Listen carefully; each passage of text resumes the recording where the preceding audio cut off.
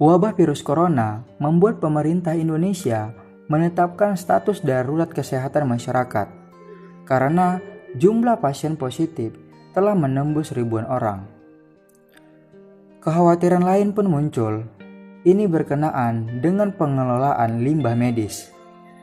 Sebagian besar alat pelindung diri atau APD hanya bisa untuk sekali pakai. Akibatnya, semua perlengkapan itu berakhir menumpuk menjadi limbah medis yang berbahaya karena berpotensi mengandung virus COVID-19. Di Wuhan, tempat di mana virus ini pertama kali ditemukan, para pejabat setempat tak hanya membangun rumah sakit baru untuk merawat pasiennya.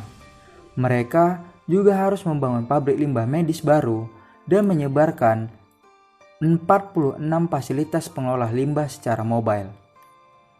Saat puncak wabah, rumah sakit di Wuhan menghasilkan limbah medis 6 kali lebih banyak dibandingkan sebelum krisis itu terjadi.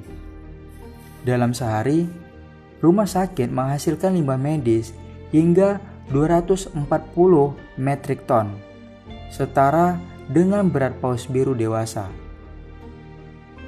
Ada yang lebih mengkhawatirkan ketimbang limbah medis yang dihasilkan oleh rumah sakit, yakni limbah yang dihasilkan oleh masyarakat.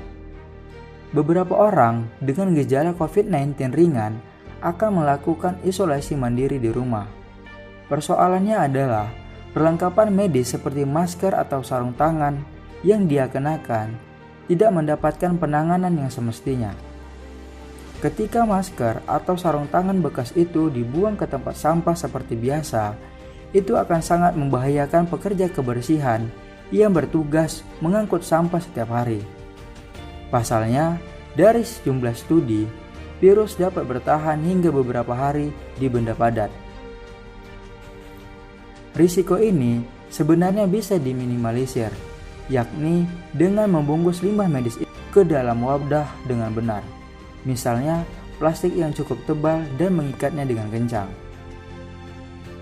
Untuk limbah medis menjadi perhatian serius, karena pengelolaan limbahnya tidak boleh sembarangan. Melihat adanya potensi bahaya dari limbah medis, penanganan COVID-19, Kementerian Lingkungan Hidup dan Kehutanan mengeluarkan pedoman pengelolaan limbah tersebut. Pedoman itu termuat dalam surat edaran tentang pengelolaan limbah infeksius atau limbah B3 dan sampah rumah tangga dari penanganan COVID-19 tertanggal 24 Maret 2020. Tak hanya limbah medis yang berasal dari rumah sakit, limbah infeksius dari ODP yang berasal dari rumah tangga juga perlu penanganan khusus. Limbah APD dan berupa masker, sarung tangan, serta baju pelindung diri harus dikemas tersendiri menggunakan wadah tertutup dan diberi tulisan limbah infeksius.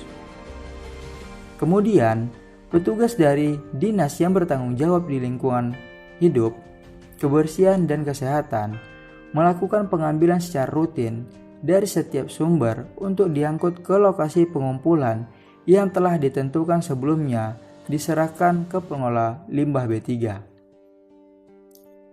Petugas kebersihan yang bertugas mengangkut sampah juga wajib dilengkapi dengan APD berupa masker, sarung tangan, dan safety shoes yang harus didisinfektan setiap hari.